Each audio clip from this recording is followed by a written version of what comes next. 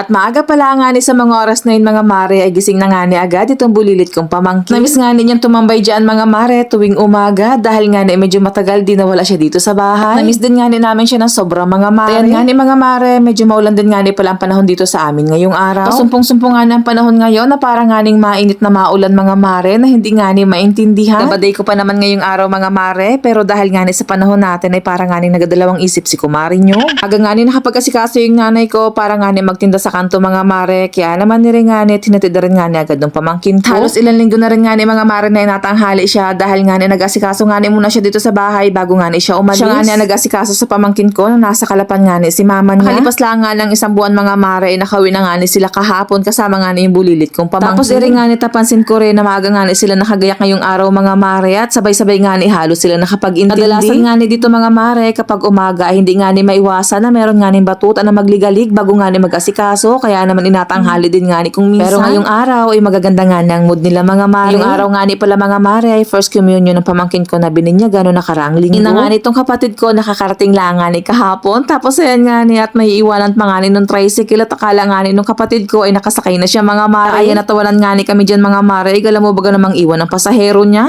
At makalipas ang ilang minuto ay agad naman kaming gumayak ng darling ko para nga ni bumisita sa taniman mga mare. Nakaraan nga ni kung natatandaan ninyo nagsabog nga ni pala tayo ng balatong doon mga mare. Tapos ayun nga ni hindi pa rin nga ni namin nabibisita. At inulan nga ni tayo noong mga nakaraang araw mga mare pagkatapos nga ni natin magsabog. Kaya naman ngayon at atingnan nga ni natin kung sumibulbaga nga ni at medyo nabisi din nga ni yung darling ko mga mare at marami din nga ni siyang trabaho. Kaya naman ngayon pala nga ni namin ulit mabibisita. Habang nagabiyahe nga ni kami papunta doon mga mare, tinan nyo naman at tinabol nga ni kami ng aso. Akatuwa nga ni mga mare at hindi nga ni nila kami inabatok. Basta't nga nit nag-enjoy lang sila habang nagtatakbo sa likuran namin na parang naglaro lang. At ang ganda nga ni magbiyahe mga mare ngayong umaga, lalo na nga ni kung ganito kagaganda yung tanawin na makikita mo. May kalayuan din lang nga nito mga mare sa bahay namin, pero dahil nga ni sanay na kami, kaya naman parang malapit na rin kapag nga ni nagabiyahe kami. Maganda din nga ni dito mga mare dahil nga ni napakatahimik sa lugar na ito. Tapos ayun nga ni habang nagabiyahe kami, pinara nga ni kami itong kapitbahay namin na malapit nga ni dun sa taniman. Pagpintuhan lang nga ni saglit mga mare dahil nga ni medyo matagal na rin na hindi kami nakakapunta dito. Marites yarn.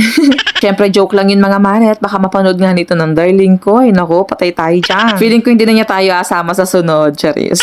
Makalipas lang ang ilang minuto mga mare ay nakarating na nga rin kami agad dito sa taniman. Pagkarating namin ay agad nga ni namin tinignan ito mga tanim nga ni namin. Yan nga ni mga mare at may mga ilan nga ni na hindi nga ni sumibol. Pero magaganda naman yung suloy ng mga nabuhay. Kaya lang yan mga mare at madami pa rin naman yung mga natira. Kaya ito lang nga ni mga mare kasimple ang aming buhay dito sa aming probinsya. At hanggang dito na lang mga mare. Salamat po sa inyong panonood. God bless.